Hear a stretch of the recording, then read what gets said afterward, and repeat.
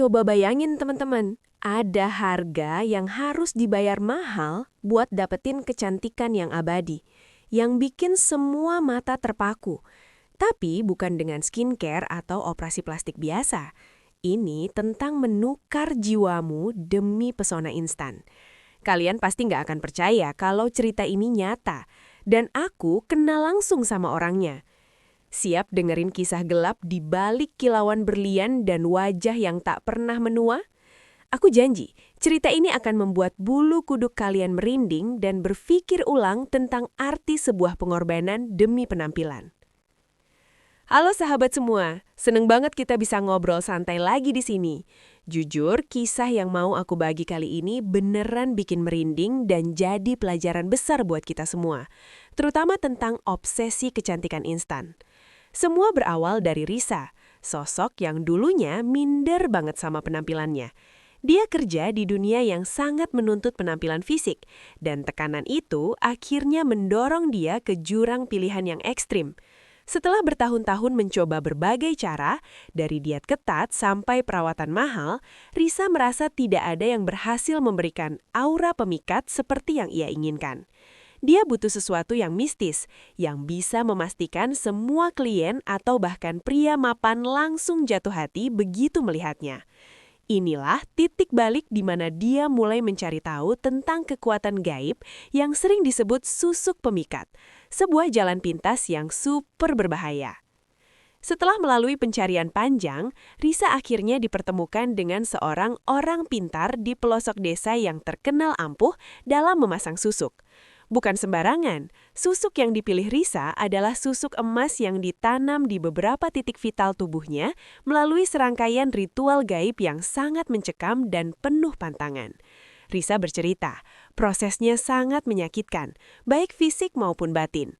Namun begitu prosesi selesai, perubahannya sungguh drastis. Kecantikan Risa yang tadinya biasa saja, tiba-tiba memancarkan aura luar biasa yang membuat semua orang terpukau. Dalam hitungan minggu, karirnya melonjak tak tertandingi. Proyek-proyek besar datang padanya, dan dia berhasil menjerat pria-pria kaya raya. Dia mendapatkan semua yang ia inginkan, popularitas, kekayaan, dan pujian atas kecantikan instan yang ia miliki. Sayangnya, dia lupa, setiap kesepakatan gaib selalu datang dengan harga yang jauh lebih mengerikan dari sekedar uang. Nah, ini bagian yang paling ngeri teman-teman. Sebagai imbalan dari kekuatan susuk itu, Risa harus mematuhi serangkaian pantangan yang sangat konyol tapi mematikan.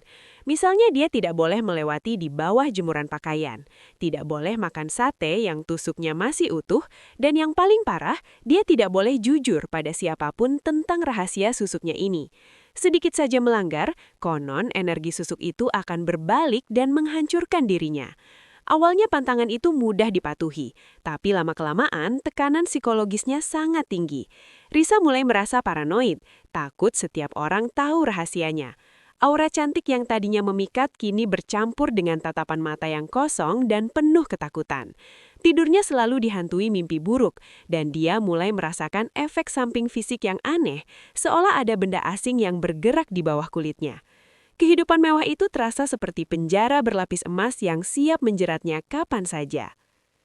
Puncak ketakutan Risa terjadi ketika ia mulai sakit parah dan anehnya tidak ada dokter yang bisa mendiagnosis penyakitnya.